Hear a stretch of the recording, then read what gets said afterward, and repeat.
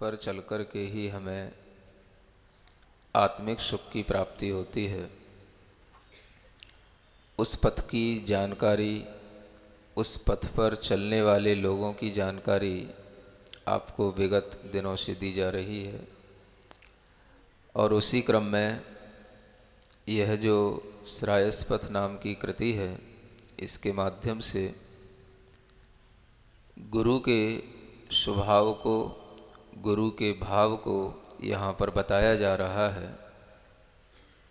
क्योंकि जब भी हम किसी भी मार्ग पर चलते हैं, पथ पर अग्रसर होते हैं, तो हमें एक पथ प्रदर्शक की भी ज़रूरत होती है। और उसी पथ प्रदर्शक को गुरु के नाम से कहा जाता है। उस गुरु का शिष्य के साथ संबंध, शिष्य का गुरु के साथ संबंध, यह किस रूप में रहता है और शिष्य गुरु को किस रूप में देखता है, गुरु और शिष्य में भी कौन महत्वपूर्ण होता है, इस बात की आज थोड़ी सी जानकारी इस काव्य नंबर 55 के माध्यम से करते हैं। एक श्लोक लिखा है, शिष्यस्त्वं यत्क्षणे जातः गुरुरग्रे हि तिष्ठति, शिष्यत्वं यत्क्षणे जातं गुरुरग्रे न तिष्ठति। कहा जा रहा है, शिष्यस्त्वं यत्क्षणे जातः, जिस क्षण तुम शिष्य बन गए, जिस क्षण तुम शिष्य हो गए, गुरु अग्रे ही तिष्ठति, गुरु आपको सामने ही खड़ा दिखाई देगा। शिष्यत्वं यत्क्षणे जातम्, और शिष्यपना जिस क्षण चला गया, गुरु अग्रे न तिष्ठति, गुरु सामने खड़ा नहीं दिखाई देगा। एक चिंतन का भाव है आप लोगों के लिए, क्योंकि हर कोई व्यक्ति जो सीखने की इच्छा करता है, उस सीखने वाले हर एक व्यक्ति को शिष्य कहा जा सकता है। शिष्य किसे कहते हैं? जो सीखने की इच्छा करे। संस्कृत की शिक्षा देने वाली जो शिष्य धातु होती है, उससे शिष्य शब्द बनता है, जिसका मतलब होता है शिक्षा लेने वाला, शिक्षा ग्रहण करने वाला। और इसी सीख के आधार पर एक सिख संप्रदाय का जन्म हुआ है। सिख का मतलब क्या होता है? जो सीखना जानता है, जो सीखता है, जो गुरु की बात को मानता है। सिख का यह जो शब्द है, वह शब्द इसी शिष्य से उत्पन्न हुआ है। शिष्य को ही हम जब उसका प्राकृत रूपांतरण करते हैं, तो शीश और उसी का अर्थ बनता है सीख। जहाँ से हमें कुछ सीख मिले या हमारे अंदर कुछ सीख प्राप्त करने की इच्छा हो जाए, समझना कि हम भी कहीं ना कहीं शिष्य हो रहे हैं। शिष्य के लिए कहीं कोई टीका लगाने की जरूरत नहीं पड़ती कि आप शिष्य हो गए, या गुरु को इस साथ में भी किसी भी प्रकार से शिष्य को संबंध बनाने की भी जरूरत नहीं पड़ती कि ये मेरा गुरु है। वस्तुतः शिष्य और गुरु का संबंध इतना उदार, इतना व्यापक होता है कि अगर शिष्य सीखने की इच्छा रख रहा है, तो वह कहीं पर भी रहता है, वह शिष्य होता है। और हर एक व्यक्ति अपने मन के अंदर अगर ये भाव रखता है कि मुझे कुछ सीखना है, मुझे कुछ जानना है, मुझे कुछ नया अनुभव करना है, तो समझना कि वह भी एक शिष्य पने के भाव में जी रहा है। इसी का नाम शिष्य है। आप बिल्कुल चिंता ना करें, आपको शिष्य बनाने के लिए ना कोई दीक्षा दी जाएगी, ना आपके सिर पर कोई टीका लगाऊंगा।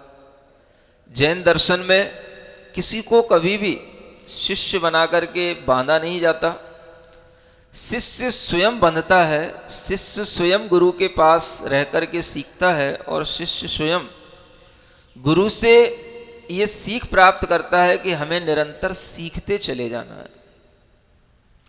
जहां आपके अंदर ये भावना आ जाएगी बस सीखना है, ओनली लर्निंग, केवल हमारे अंदर ये भावना रहे कि बस हमें कुछ ना कुछ सीखना है, तो आपके अंदर एक भाव उतरता चला जाएगा, जो भाव आपको अपने आप गुरु से जोड़ता चला जाएगा और यही गुरु और शिष्य का एक संबंध अपने आप बन जाता है, बनाना नहीं पड़ता।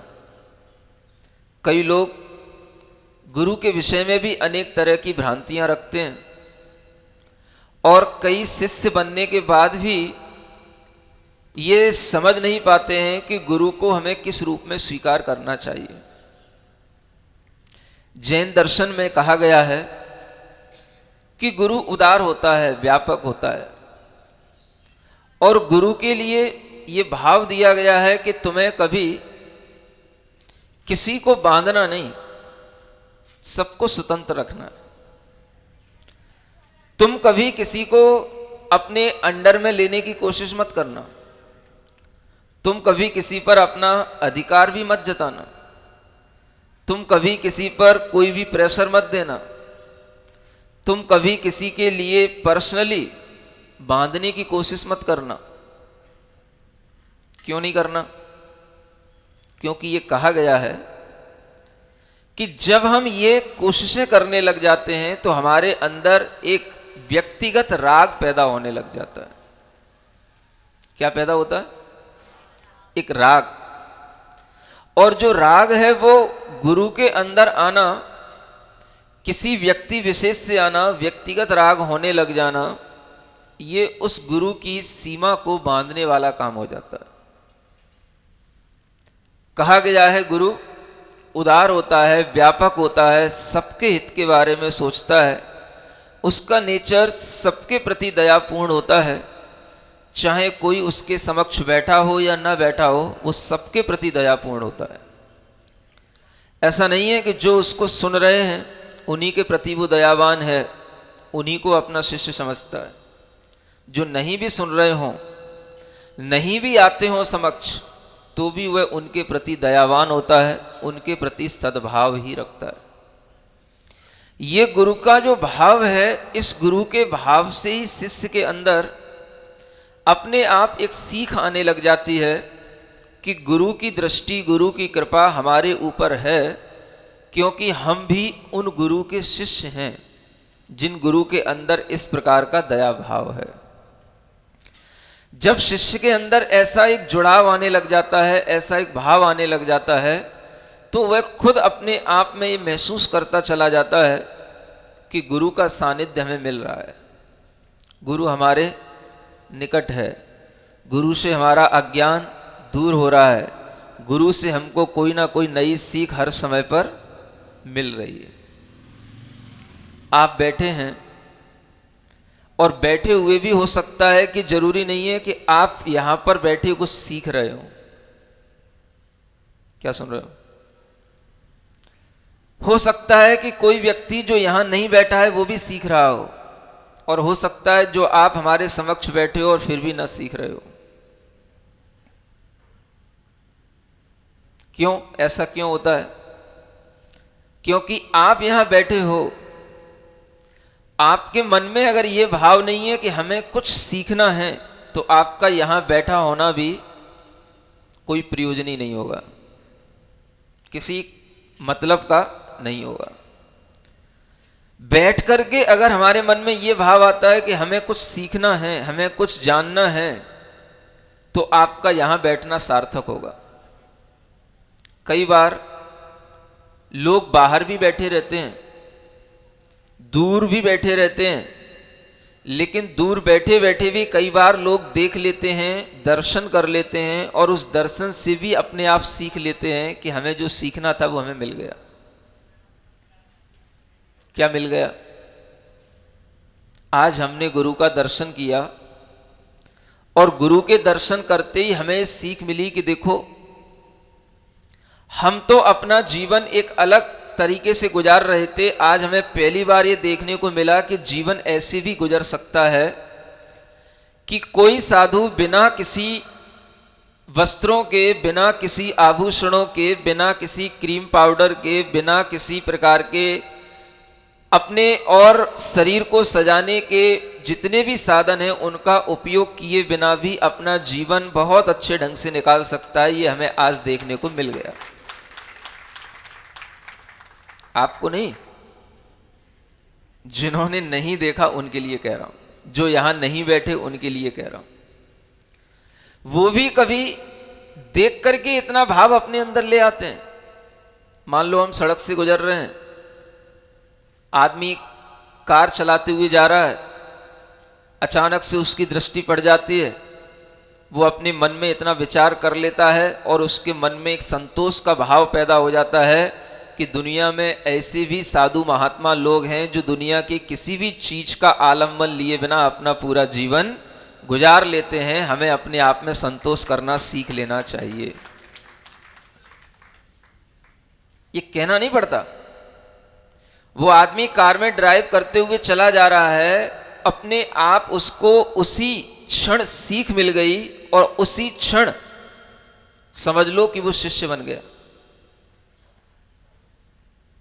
क्या सुन रहे हो? जरूरी नहीं कि आप बन पाओ शिष्य। वो आदमी उसी क्षण शिष्य बन गया, क्योंकि यहां वही चीज लिखी है कि जिस क्षण पर तुम शिष्य बने समझो गुरु आपके सामने है। और जब गुरु सामने होगा तो आप देखोगे वो कार चलाता हुआ चला जाएगा, अपने गंतव्य तक पहुंच जाएगा, लेकिन उसके सामने वो फिगर घूमती रहेगी। आज मैंने बड़ी कुछ अद्भुत चीज देखी, बड़ा सरप्राइज हुआ मुझे आज। समझ आ रहा?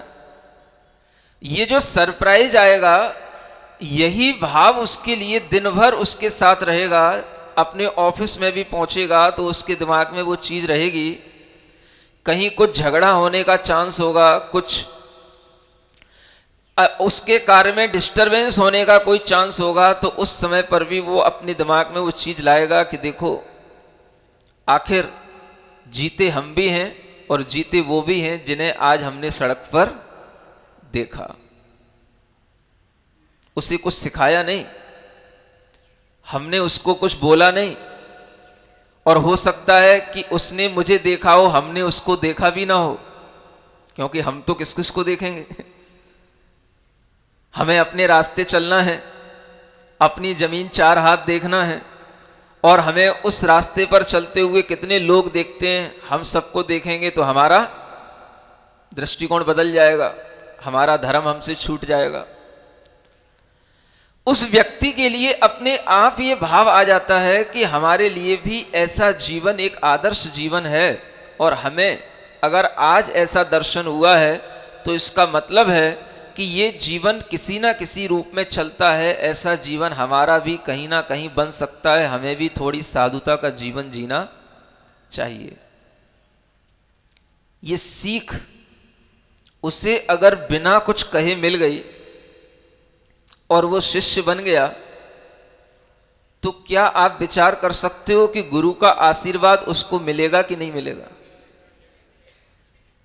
क्या सुन रहे हो? वैसे तो गुरु का आशीर्वाद सबके लिए मिलता है, लेकिन कुछ विशेष भी होते हैं जिनके लिए वह गुरु का आशीर्वाद मिलता है, तो वह कब मिलता है? जिनके अंदर सीखने की क्षमता उसी समय पर जागृत हो जाती है। और वह सीखने की क्षमता जब जागृत जिस समय पर हो गई, समझ लो गुरु का आशीर्वाद उसके लिए उसी समय पर मिल गया। उसी समय पर उसके अंदर और आगे बढ़ने का भाव आ गया, और यही भाव उसको एक शिष्य पने के साथ जोड़ देता है। इसीलिए कहा जाता है गुरु का शिष्य के साथ जो संबंध होता है उसमें पुरुषार्थ शिष्य का होता है, गुरु का कम होता है। पुरुषार्थ किसका होता है? शिष्य का होता है। लेकिन कभी कभी ऐसा भी होने लग जाता है, जब शिष्य गुरु के पास रह कर के कुछ हैबिचुअल होने लग जाता है, तो धीरे धीरे वह गुरु के ऊपर डिपेंड होने लग जाता है और धीरे धीरे वह पुरुषार्थ करना छोड़ देता है और यह भावना करता है कि मेरे लिए पुरुषार्थ गुरु करे। क्या सुन रहे हो? ये भी भाव आने लग जाता है। धीरे धीरे ये होने लग जाता है कि मुझे कुछ नहीं करना है, आपको मेरे लिए सब कुछ करना है। ये भी भाव आता है। और ये भाव जब आने लग जाता है तो समझना अब हमारी कहानी उल्टी शुरू हो गई।